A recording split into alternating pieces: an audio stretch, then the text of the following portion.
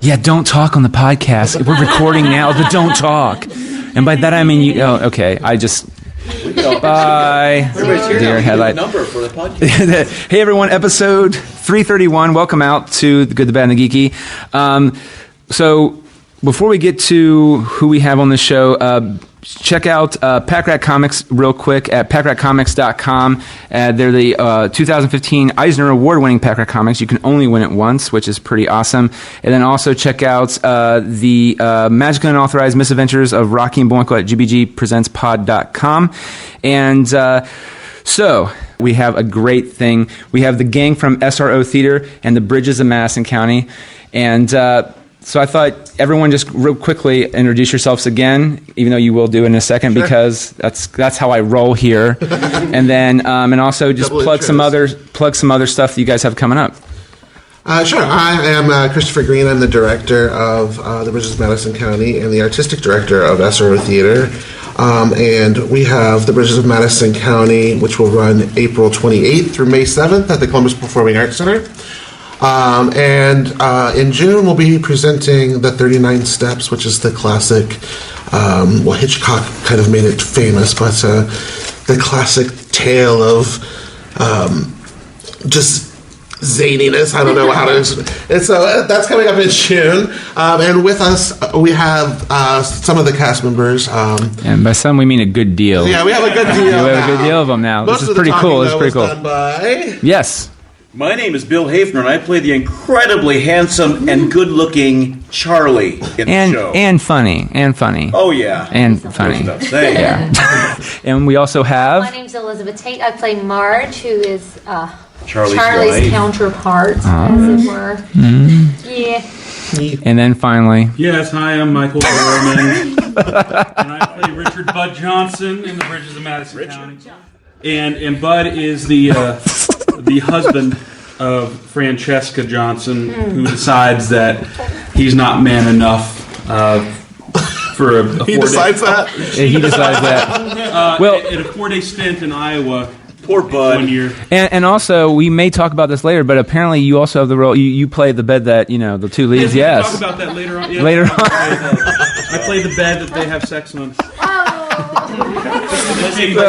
All right. So we'll start with the gang from SRO Theatre talking about all kinds of great stuff.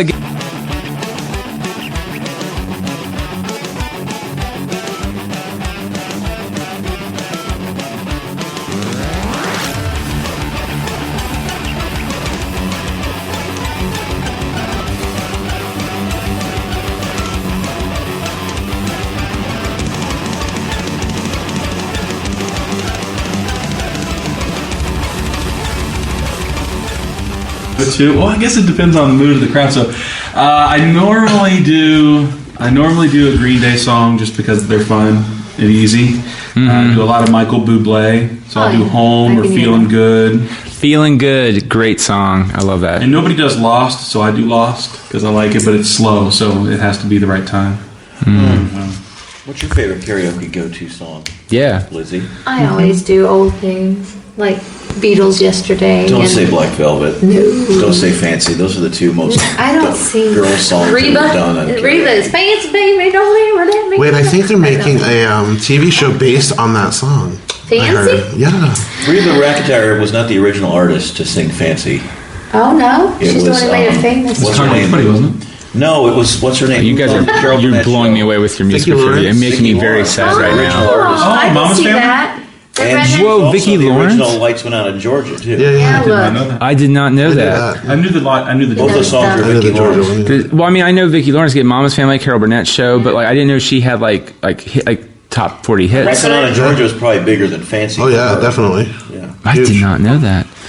Well, Reba covered them both, I think, on the same album. no, I don't see that. But I do remember those when I was in high school. Coming out Fancy. Well, we're already recording. We got that nice Wait a little minute, bit. you haven't heard mine? That's right. Well, that's why I want to go around the table. That way I can start getting everyone's name. So, I know who this gentleman to my right is. This is Michael, and you are Elizabeth, and you are Sir Bill Hafner. And Bill, what is your karaoke go-to? Probably Drift Away by Dobie Gray. Okay, I do not know that song. Yeah, beat boys and Oh! Gotta go rock and roll and drift away. I won't keep singing. I know it. I want Well, people see, to listen to this podcast. I know the song. Oh, you have a beautiful view. Before I hit record, they were singing Gaston, and you guys you both sounded really good. And then to my left is Christopher, and you guys are with the SRO Theatre Company. That's right. But yeah, so you guys, how long have you guys been going on for? Well, we started rehearsal about 4 weeks ago Yeah. or so. There's a lot like of days that. off, though. Okay. Oh, you mean the company? Yeah, well, we'll get to that too. But yeah, the company. Well, the company has been around for 32 years. Wasn't very clear. Was founded in 1984. Workout mathematically. Yes, I believe that's Okay, right. good. By Joy Riley, who was a professor at Ohio State, and it started off as a kind of oral history type of deal where they would get senior citizens to come in and tell stories, and then it would translate and they would put it on stage. Okay. It's called grandparents. Well, yeah, not originally. And then it kind of morphed into Grandparents Living Theater Okay. over the years, and then it changed to Senior Repertory of Ohio, and they had a show called I Was Young, Now I'm Wonderful that literally toured the world, was a PBS special made out of it. Oh wow. Yeah, so our history is started as kind of a senior theater, and now we've kind of morphed over the years into doing intergenerational works, meaning shows that have cast with wide varying ages. Yeah. We cast age appropriately as best as we can, and as best as our 50! 50! Oh, okay. I thought she was I'm okay, I'll be there one day. You look like you 28. I love this man. I'm gonna put you in my pocket. Whenever I feel awful, I'll be like, what? What did you say? I wouldn't mind being 50 again myself. Oh, look at you. See? I think people are. You look like 40 something. So I wouldn't mind being This 40 is again either. youthful demeanor. Yeah. he says that as if he's what are you, 51? He's like, 52. I'm 28. pushing 60. I don't even know how old I'm supposed to be playing in this show either. You're age appropriate, Bill. I'm age appropriate.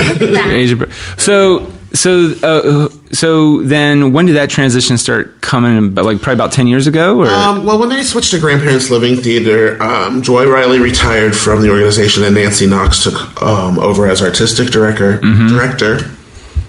And that's kind of when the mission kind of changed, because they didn't have the senior group that was going out and touring anymore. So they kind of dropped the Senior Repertory of Ohio. I mean, that was the proper name of the company. They started going by SRO, and just shortened it to SRO, because they didn't have that touring anymore.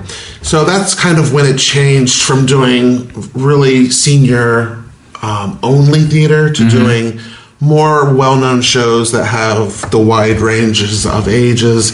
And they did a lot of musicals to start, and it kind of morphed over the years to doing more plays, but now we're back to having sort of that mix. This season had 3 musicals and 3 plays. Next season we'll have 3 musicals and 2 plays, so we kind of keep it even. Okay, so, and the one that just finished, I think you guys were kind of talked about when I got here and was setting up, it was Dogfight? Well, Dogfight, yes. Dogfight is a show that was written by Pasek and Paul, who just won the Oscar for La La Land, for doing the music for La La Land. Okay, cool. They wrote the music for Dear Evan Hansen, which is on Broadway right now. And we have there's a company in Dayton called Dare to Defy.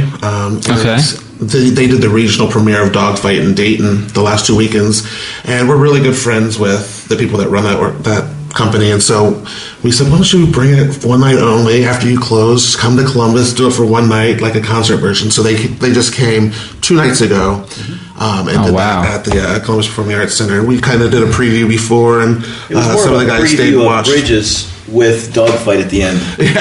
Oh, okay, So cool. it started at That was 8 great. o'clock, and we just went from 8 to about 9:45. We No. gave 15 minutes to do dogfight. It's kind of It's like, all right, fine, you guys, I guess, can come on. I mean, you only drove from Dayton, but okay, Fun night. that's cool. So who chooses what music? Like, so Bridges. I've never heard Bridges of Madison County, the musical. I'm familiar. I'm familiar with the book, as in I know it exists, and I've seen the movie long ago when Meryl Streep won her 30th Oscar. Right. Well, and rightfully so, by the way. It was a very good movie. So, Well, and Clint Eastwood. the musical kind of takes on more liberties than the book or the movie do, I think.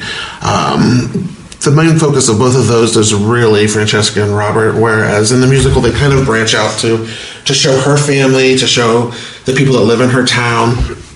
And so it's a little bit different in that regard. I mean, the story is the same, but the musical came out in 2014, I believe. Oh, wow. And Jason Robert Brown. Jason Robert Brown wrote the score. Marcia Norman, who won a Pulitzer Prize for Night Mother, wrote the book. Cool. Real heavy hitters there. Won 3 Tony Awards. And is still touring, I believe, to this day. So that was pretty successful. Yeah. I just like the musical because I'm actually in it. If you look at the book, you don't even know the guy's in there. I mean, it's like, Bud, who's Bud? Like Yeah, the most the three of of your us. there's mailboxes there. Yeah. See Clint Eastwood drive past it, so. He's in the morning. He pulls up and walks up to her. Do you feel lucky, punk? I don't think that line's even in our show. No. We don't play. None of us 3 play any of the principal. Really, we're more supporting. Sure. I think Michael has probably of the 3 of us the biggest part. He's Francesca's actual husband, the one that gets cheated on. Bud. Yeah. So everyone's going to feel real bad for me. And Lizzie and I are we live in the next farm over about a quarter mile down the road. Yeah. We're just the comic relief as best we can. Nosy neighbors. Yeah, those are 2 words that the 2 words describing Marge, the character I play, is sassy and nosy. But I think there's some humanity, and she's lovingly nosy. She just wants to take care of Francesca, I think, and support her a little bit. And and she fights with this guy a lot. And you Squab. you make pie. Pie. And cake. Okay. Hey, you can never go wrong with pie, and you can never go wrong with cake. Never. Never go wrong with cake. And I think we're both kind of like we have a farm, but we're kind of retired from it now. I gotcha. We're just still living. And they're not in the they're not in the movie or the book really as much. Not in the movie at all. And I'll say it's just mostly. If anything, they're just Believe. mentioned. It's not anything. Fair enough. The movie is pretty much follows those the two book pretty well. So you guys are, and which is always needed in something that's kind of heavy as the Bridges of Madison County, which is you guys are kind of. If there's Rosencrantz, Guildenstern kind of humor. Right when there's a time for someone to just kind of chuckle a little bit or something, they'll have a little scene with the 2 of us. Now, how many songs do you guys have? All 3 of you? Well, Not. I know you guys might not have other them than, together, like but ensemble stuff. I've got 1, which I sing with Bud. oh, okay, cool. And I do this. It's really the best song in the whole show. It though. really is. I mean, Francesca and Robert are just like, love you. We get out there and we just kind of, pick it up a A little. little gospel tune. Yeah. Yeah. Oh, nice. Well, you have the pipes for it. I'm not kidding. You were singing Gaston. I mean, it sounded like Gaston. It was beautiful because they got an actual guy from Broadway does that. Yeah. I mean, yeah. Well, the thing I like about When I'm Gone, it's kind of like a montage sequence in the show. Like we're speeding up the years, where the daughter is now growing up and getting married, and the husbands are starting to get old and die off and all, and we're just singing about when I'm gone, take me out of my cornfield. It's just got a gospel-y song feel to it. Cool. And I have a gospel music background. All right, So, cool. Yeah, I'm a church boy. I sing in choir and stuff growing up. So That's awesome. it's easy for me. So, are you then a tenor by default, or Am I what? a tenor by default? I would say. Yeah, I can sing tenor. I have to. Well, yeah, you can probably push yourself to bass if you want. Yeah, right in the middle there. A baritone. Baritone. This is actually Music major speaks up. the show I did before this was ragtime, and the last note of the show that I had to sing was a high C. Oh wow. Yeah. So Now, this is kind of nice. Can I just say, and this is in no disrespect to the show Ragtime, but my senior year, it was when Ragtime came back out, and they won all the Tonys and all that, and this is high school, so like literally we're seniors. We drove all night from Columbus, Ohio area to New York. We got off probably like at 6 o'clock. We all changed into our dress clothes. We are tired because we're in a bus. We're uncomfortable. Our first show is Ragtime. You slept through it, did you? Oh, I fell asleep. It was Yeah, I know. I just remember the first. I was like, "Well, this is kind of cool. I just don't know where this is going," because they don't set up the whole the one Ragtime player being kind of turning into a gangster.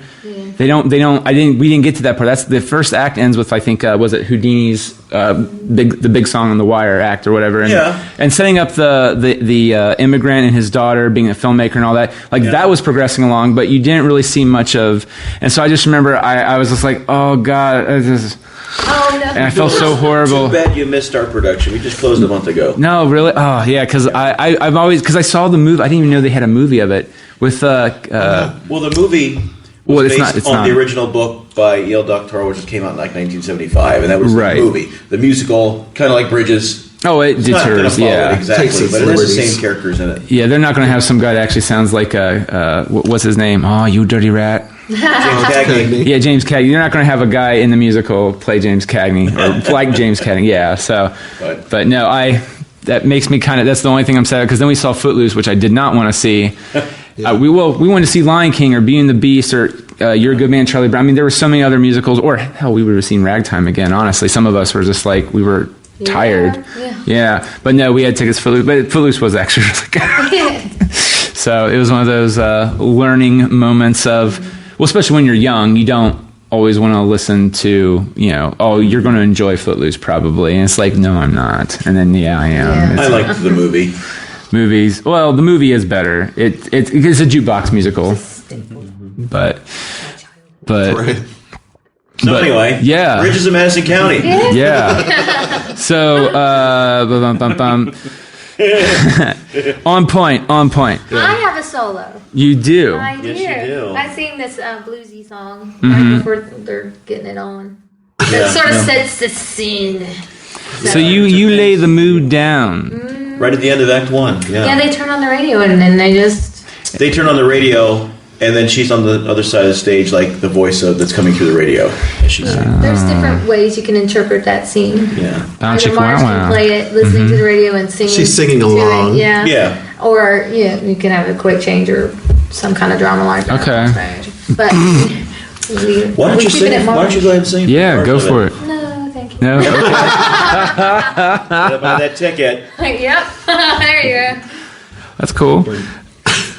And then you play Bud. I play Bud. And you have a solo with Bill. Richard Johnson. Richard Bud Johnson. Yeah, so He called him Bud since he's a kid. That's everybody calls me that. So he's a great guy. I think the thing is about Bud is that you don't really have an antagonist. He's not. There's no villain in this show. So that's nice to. Yeah, you have, and so where's the conflict coming? It's all kind of like an internal struggle that each of the characters kind of have in their own right. And for Bud, I think he realizes throughout his entire life, while he's married to Francesca, this wonderful person, that he can't be the guy that can give her the dreams that she has. Now, I mean she may be that for him, and you may see that throughout the show, but he knows that he can't be that for her, and he wants to be desperately, and he knows he just can't. Because he's an Iowa farm boy. He's an Iowa farmer, and he just can't give her what she so needs. And there's one line that's not in the show, but it's in the book, and it talks about when Bud's in the hospital, and one of the last conversations he has with Francesca, talking about how, I know you had dreams of your own, and I'm sorry I couldn't give them to you. And she mentions that was the most touching moment of their marriage. So it's kind of one of those things where like, you go through the show and you don't really have like a villain. You don't have somebody that you're going to be angry at, and you end up caring for everybody in the entire show, and that's kind of neat. Which that's nice because like in the movie, for example, the movie Elf.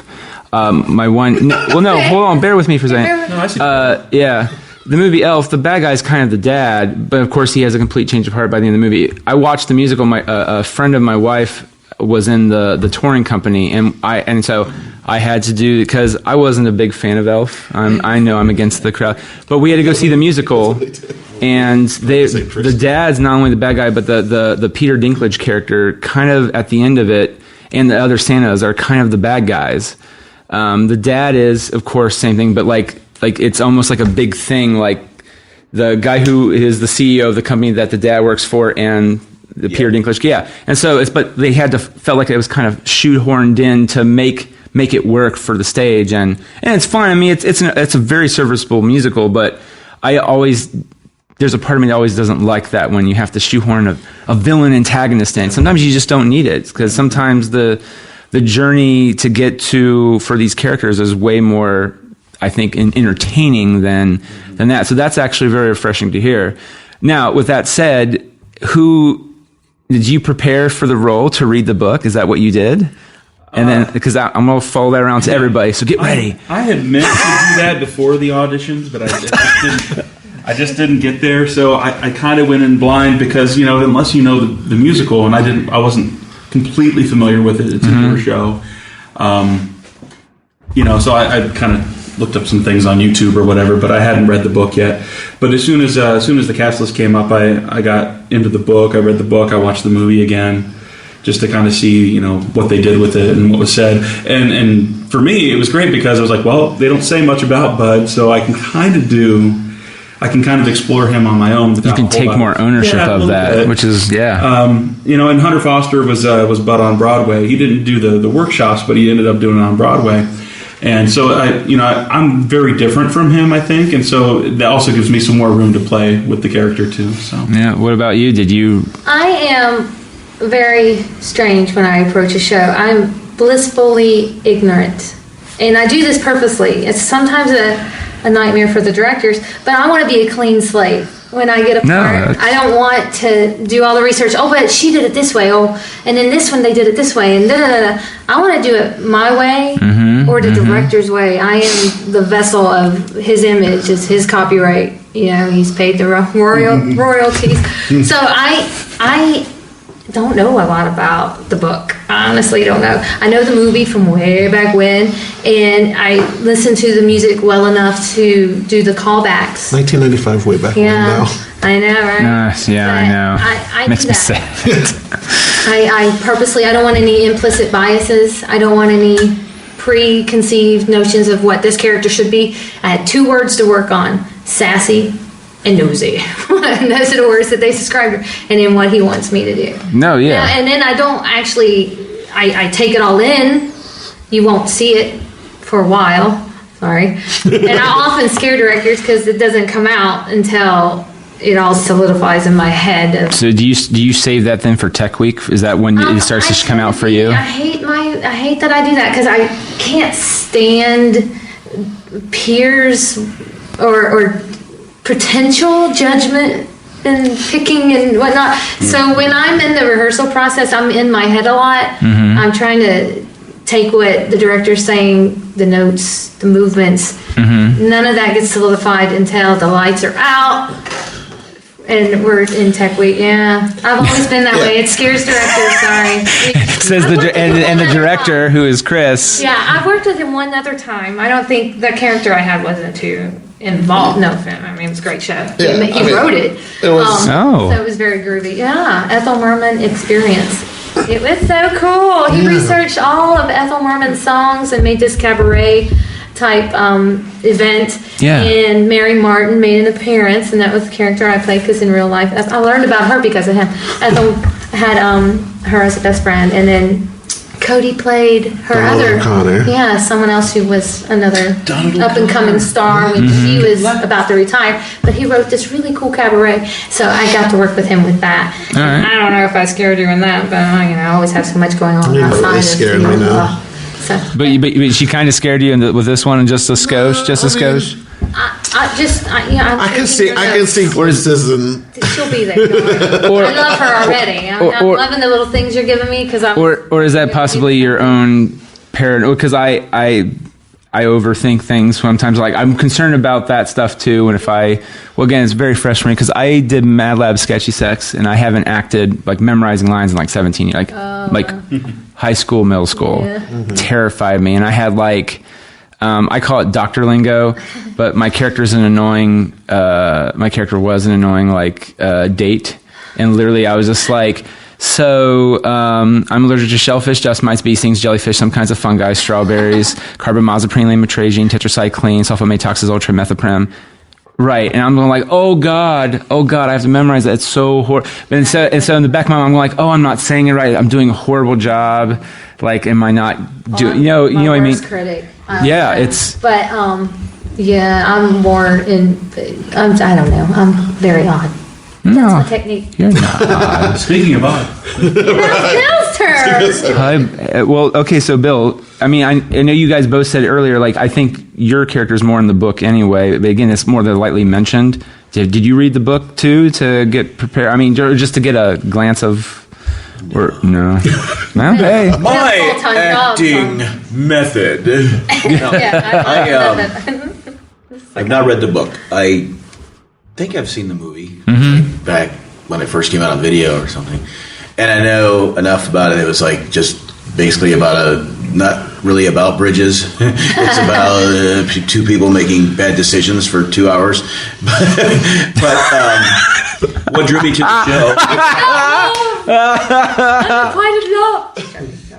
No, I had a friend of mine said I will not audition for that show because that woman is weak.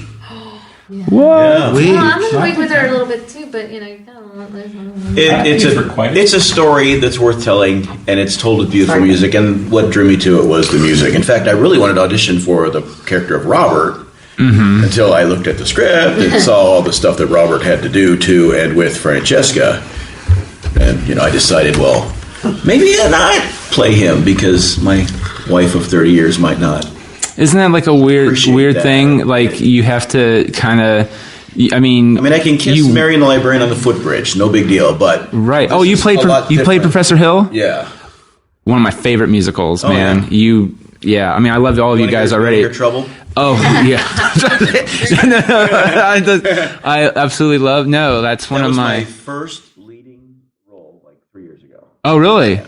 So you just started getting back into? Did you just went in high school and stuff too? My first show in my life was 2013 when I was 49. Freaking rad, man! And my second show was Music Man, and I played Harold, and that was fun, but it was scary. And then he saved the show in Les Mis. He saved it. I mean, I didn't save it. You did save it. And Lizzie and I were in Les Mis together a couple years ago too. Okay. Yeah, and our lead got sick and nodes or something that turned out to be nothing. But still, he had the part before from the show. opening. And no, that's bad. They called me and say, "Can you play Jean Valjean?" He's like, "Oh my god!" In 2 weeks when we open. He's a lead part, and I mean, I would be freaking about memorization. I would just be. And everybody knows Les Mis. Everybody has the whole show memorized, except for a guy that hasn't done theater until for a year. Oh my gosh! No, that's all right. Now, random nerd point for me, because I grew up watching the movie of the Music Man. Yeah. And I know sometimes when they re-released it back in, I think the 60s, it came out in the 50s, 60s, 70s or 80s when they did it. Did they do the movie ending where they end with 76 trombones, or did they do the ending where it just ends like cut, smash, cut in the gymnasium? It ends in the gymnasium when the kids come in. Okay. And they're like, yeah. And then the orchestra kind of builds up, and then it ends up being a big whole thing. Yeah. And that's how it ends. In Hollywood, you can make it a little more. Iowa? Yeah, it's in Iowa. It is in Iowa. In Iowa. Yeah. look at that. Well, Circle. Circle. There's nothing. But It's a song. oh Jesus, what is it? Yeah, because it's the boy. Wells Fargo wagon will be coming down the tracks. just take one of those songs just in the middle of Bridges. Right. See if anybody In the notices. background. Just to see. See, on the other hand, though, if I would have gotten Robert, we can talk about this since they're not here. Yeah. I have a girlfriend, but she'd have to take back seat because I'd be all about that. That'd be great. Look at some rough you and can see tumble. space out there. Well, people. and another thing is our girl is playing Francesca. She's great, but she's like going to be 4 months pregnant when the show's up. Perfect. Oh. No scares then by accident. We're okay. She's also She's also married to. And she's married to the guy that's playing Robert, so it's a good. Oh, match. so that works out. Yeah, that that works. works. Chemistry. They'll be fine. Ladies and gentlemen, we go really. Oh, that's No, they're doing great together, and it's going to that's be awesome. Yeah. No, I saw a production of Music Man like I don't know, like 2 years ago or so, 3 years ago or so, and it smash cut ended like that, and I never, because I saw the movie and they it's very faithful to the very end. They schmutz the ending where they have the band marching down the street and he becomes the Music Man. Yeah. Outside of that, and then I Where remember did you see it? I think Hilliard. It was the Hilliard Arts. Okay. Did it? I was in Westerville. Oh, you were Westerville, and Pickerington also did it the same summer. oh, did they really? Yeah. Oh man, That was the year of Music Man. Man, that just 2014. blew my mind though, because I was just like, well, it's like Sound of Music. We were in high school, did Sound of Music. I didn't know that Max, I played Max, but Max had like 3 songs. If you watch the movie, because that's my mom's favorite movie, I had to watch it. Yeah. And I was just like, what the hell? He the only song he has in the movie is the 16, 17. yeah, well, not 16, 17. Sorry. No. It's the. Don't really have anything. For some reason, I'm thinking of Mary Poppins, and that is wrong. It's not Spoonful of Sugar. It's the Doe, a deer, because he's playing with the kids, and he's like blindfolded, and he's like singing the song with them. But he has like 2 other songs with the dude's wife or with his girlfriend. Yeah. The madam, Baroness? the Baroness, and then and Max kind of, and the musical kind of helps them. I feel, which in the movie.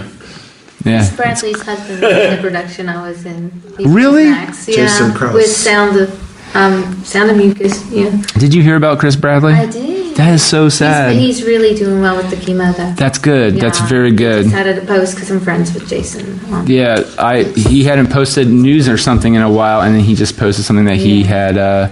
He's been fighting, I think, leukemia, which is So, on happier notes, though, Bridges of Madison County, Hilarious.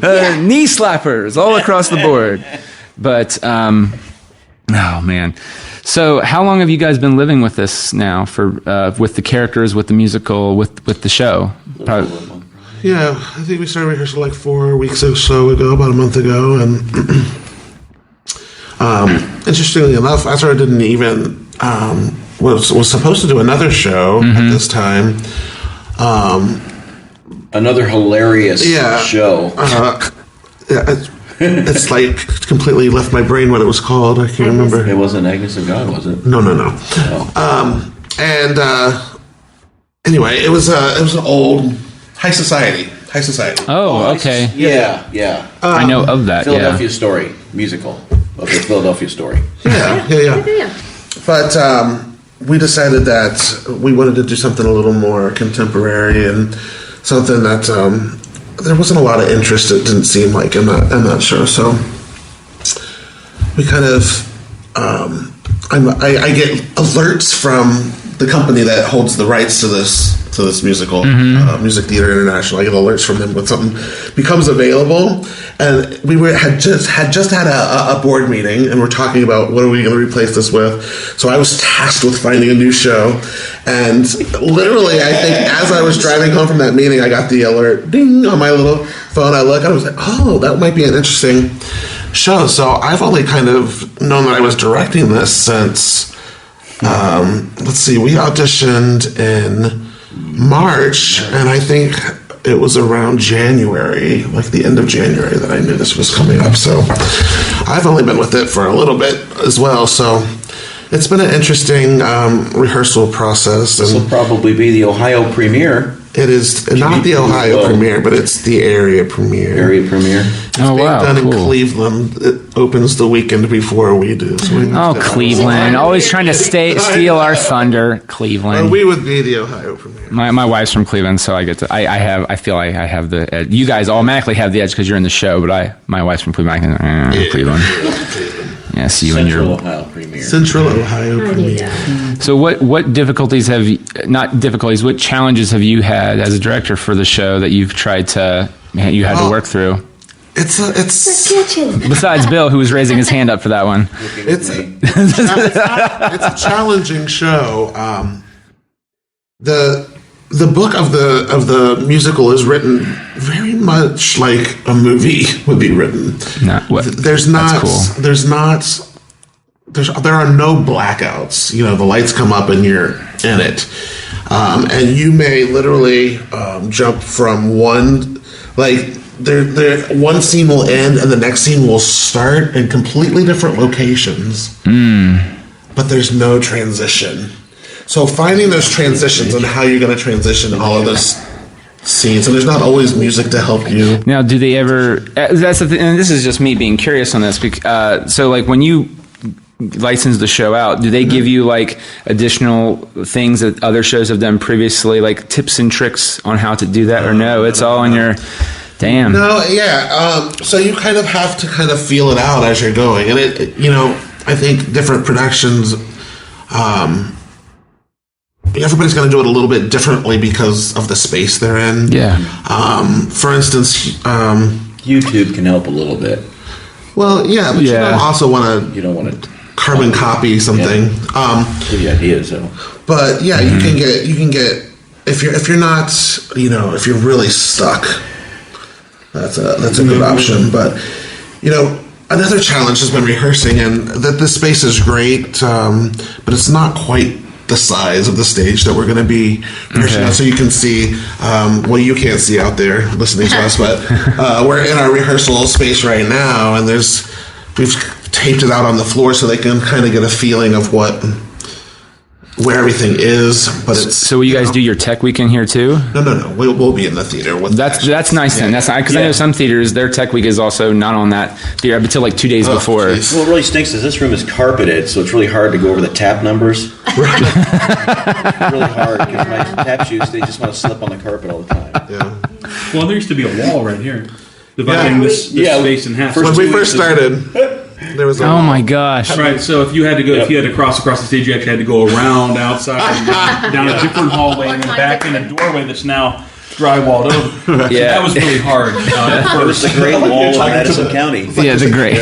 Right. Yeah. And because you guys can't see it in the audience, but like you can see the outline of it where the nails would go. There's like, markings from probably the architect. 105 going up and down. You can see it. Visualize a wall. Yeah. And then imagine another wall. Yeah. And what's interesting is that they built the wall over the carpet because the carpet was. Well, I heard that the wall had just been built before these company moved into here, like a couple months before we moved in, and then we need the wall gone now. Yeah. And the electric. So we got the ghost of Ronald Reagan to come in. Yeah, SRO just moved into this office. Literally, our first day in here was March 1st, and we had auditions that day, I believe. Oh wow! Yeah. So. We're kind of in that phase where you move in and you're living there, but everything's still in boxes because we haven't been in rehearsal and haven't had time to unpack. So this is your permanent space going for. Yeah, so this is our office / rehearsal space. Might have wood floor. But wait, I'm going to go back because I was listening. What is the ghost of Ronald Reagan? Oh no, he was just telling somebody to tear down the wall. Oh! It took me a second, but I'm with you. Bush, wasn't it? No, Mr. Gorbachev, tear down this wall. That was Reagan. That was Reagan. That Yeah. or it was Merrick Quimby from The Simpsons. Yeah. Well, especially the way I've been doing it. Yeah. No, Yeah. George It's Bush. Yeah. Okay. That met. Well, So if there's 89, really? Yeah, the wall came down in 90. I'm a German teacher. my wife's a teacher, so that's why I was asking it earlier. That's so cool. Yeah, speak to us in German. How do you say the Bridges of say Madison something, County? Frau Tate. Brücke von Madison County. Brücke. I can never pronounce that. That would drive me. I can't. No, I can't do that. It's your uvula. How often do you get to say uvula? Uvula. I can't even say At it. least 3 times. Yeah. I say it as often as I can. Yeah, because you get to. Is that one of the first things you have to do? Like, are you like the very first? Like, was it German 101? Or I don't even know what they call it anymore. German 1, I guess. My mom's from Germany. It's a family from Germany, but you pick up the accent as you hear it. She's German, ideally. West Virginian. And Italian. So Triple I have threat. all sorts of culture going on here. But no, I teach German 1 and flex class it's called. Little 7th graders every 6 weeks I get 2 new classes, which just started yesterday. So I guess that was my thing. Is that you do that thing where you have to learn how to? Glottal? Yeah. You just naturally do it, I guess. If your articulators form at a certain age, then you're stuck with the accent you have. But some people are able to manipulate those articulators. You know, to do accents and whatnot, you can just play and you change and, you know, Okay. but you do other accents. But doing a German accent's the same. My mom still has her German accent because she was just older when she learned English. So she speaks with her German accent. It's not so strong, but at least a bit. Can you make the light on? She says things like. So are you first, second generation? Sorry. First generation on my mother's side. I'm second on my father's, and my last name is Tate, which is none of my. Frau Tate. Yeah, Frau it's Tate. none of my history. My mom's maiden name was Bart and Giebel, and then my dad's mother was the Italian that came over, and Torino was her last name. Oh, Yeah. that's cool. So she married the Tate, and this is where Tate comes from. Yeah, it's Argenbright that's my last mine. Argenbright, which is German for Eckenbreck. Eckenbreck. Well, I'm probably not doing that last part right. Right, but. I crave a Bahama Mama all of a sudden. Hey, well, we can go to Schmidt's now. Actually, you guys got rehearsal here in a bit. Worsted beer is really good. No, plug-in. The Menorcore place is really good. No, you're fine. Do you know Valter's, the new place? No, I've not. It's phenomenal, isn't it? I went there The for lunch 2 Menorcore, weeks ago. So where is that at? I've not heard of it. High Street. They just gave you a big old heap of eggs and potatoes and sausage and stuff in a cast iron skillet, and you just eat it. Yeah, It was good. it's a Germanic restaurant. Well, you're not, again, just to clarify, it's not Hoffenbrau. No, it's, No, that's, There's at the Manicor, Yeah, it's on High Street, which used South to be High housing Street. for the opera, Columbus Yeah, Opera. they lost their original building, the Menorcore building, due to some sort of something. Menorcore. So they had to move to another location. And they had a restaurant in the original Menorcore Edenward, building. Menorcore. And it's an old choir of for Germanic heritage. There's 2 in the what's the price range on the food like? middle. It's middle. We would Nice. there were brunch. Yeah, I think mine was like $10 or $12. Do they have pierogies there too? Probably. Love me We were some there Those are pierogies. Polish, but you know, Well, they take over German Bloody everything. Mary. The German Bloody Mary? That sounds fascinating to me. Well, You're right. Mary served in a German restaurant Oh, there you go. So how do you make with the it? exact same ingredients. It was great. They just scream at them 3 hours before they serve it You to you. killed me, man. You killed me. But it's right down there,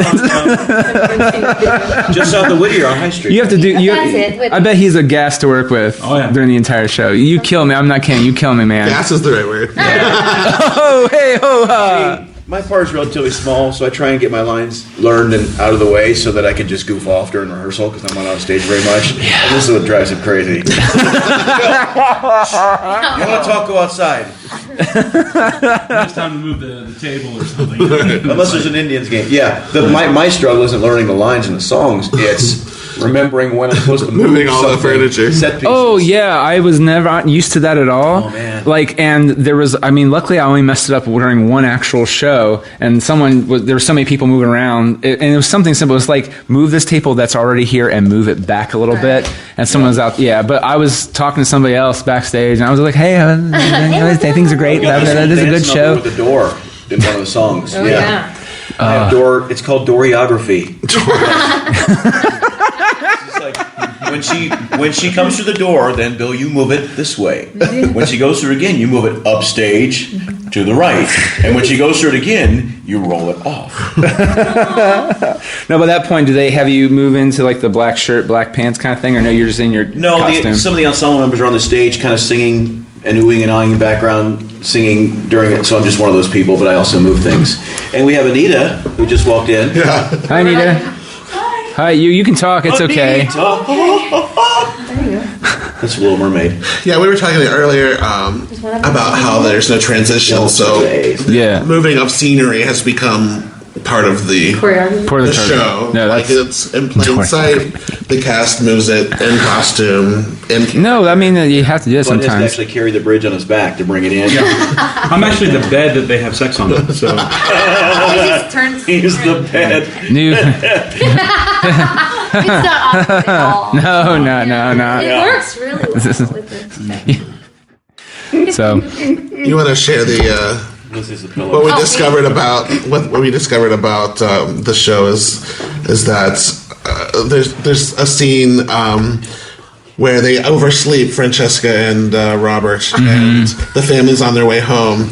And what is her first reaction when she? When Bud barges in, what the hell? No, she has to change the sheets. She has She's to very change the common sheet. sense in her. So what we've noticed is that adulthood.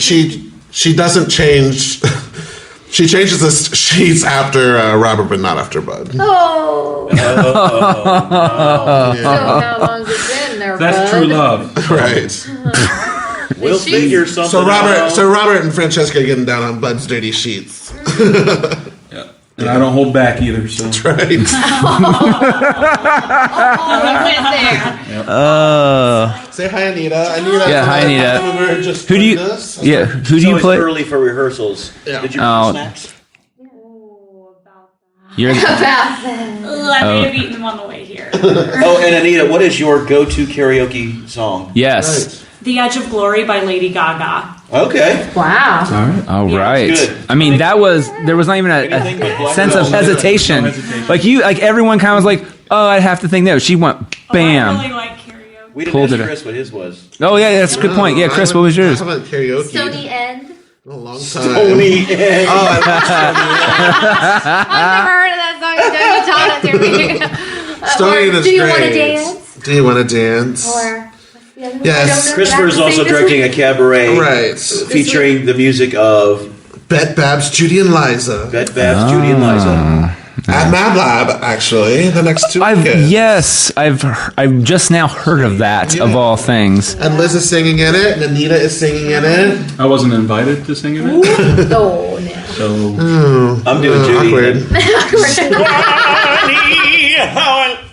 We're doing a podcast. Yeah, we're guys. doing a podcast. Say hi. Hi, This is Marissa and Annika. hi, Annika, Marissa. Yeah. Yeah. No, the microphones are No, here we're just just sitting around a table talking in a microphone. Yeah. For pretend. This is really a gigantic prank that which will have fruition when it gets posted. Okay, so so you know what? Let's end it with this one because it's been apparently the ongoing theme. Well, thank you, Bill.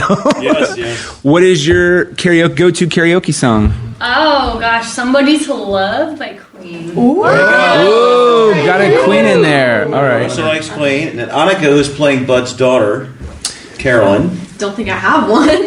She's only Annika's how old are 14 you? years old, She's so she probably 14. That's doesn't have a true. go-to Okay. karaoke All right. Good answer. What's your favorite song, though? Who's your favorite singer? Right now. No. No favorite song? I mean, I listen to like pop songs, but I mostly listen to like show tunes. Yeah, that's a great answer. Well, that's not a bad. That's not a bad answer. Okay, but if you had your choice to walk up and sing any song in front of people, Broadway or no, which would it be? That would probably, because that's what karaoke It is. would be the right? corn dog song from Bridges of Madison County. 4 corn dogs and I think I might die.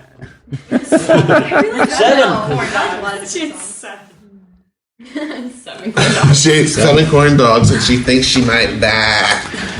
She's the Yeah. size of 7 corn. I can say that about people now. I'm an adult. I think it should be a Stevie Nicks song since your cow's name is Stevie.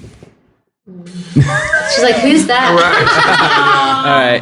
Well, I'll finish with mine, and that would be, and then we will bid adieu, and then I'll edit this part out. We'll record intros. Mine would be Queen's Bohemian Rhapsody. So that's I think the last karaoke song I did was probably Ice Ice Baby.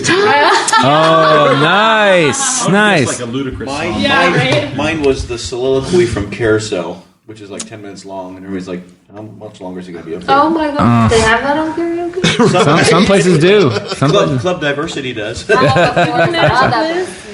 fact: my husband, he's not really a singer. He's more on like the not performance side. That of is a fun artsy fact. stuff. When he goes to karaoke, he knows every single word to "Baby Got Back," and he does not need the monitor when he sings. Wow. It's the only thing he'll do. That's epic. So if they had the people where they have the cordless mic, he could just walk into the audience and start. Does he? Oh, that's aggravating. Work the crowd. Because that's epic. Because that's epic. All right. Well, thanks everybody for coming out and talking about Bridges of Madison County. I appreciate that. And then, what other productions besides Bridges of Madison County you want to go out there? And of course, throw the dates out there for Bridges of Madison County. Well, Bridges of Madison County runs April 28th through May 7th at the Columbus Performing Arts Center, downtown Columbus, 549 Franklin Avenue. You can go to www.srotheatre.org for tickets and more information. That's R-E. Yeah, with an R-E. We're theater people, so it's Theatre. The proper spelling.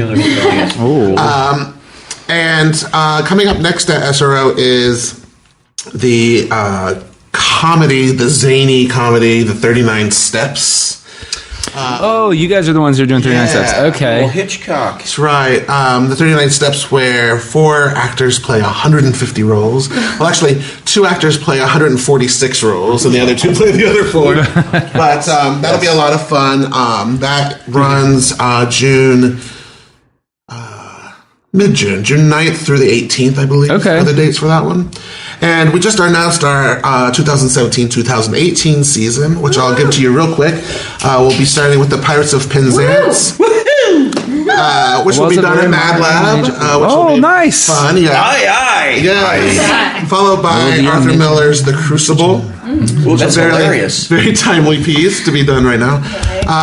And then in 2018, we'll be doing August Osage County in April. Oh, and I forgot Titanic in February, the musical Titanic. Oh, wow. And closing our season with Company. Stephen Sondheim and George Furtz. Classic Company. That'll be in May of 2018. Go to srotheatre.org. All right. Thank you guys. This was awesome. Thank you, Nick. Get out of here without cheese! You're a creep! Go away! We're having a good time until you start up, cheapers! Go have some coffee with cream or something! Because I'll tell you something! This is a happy place!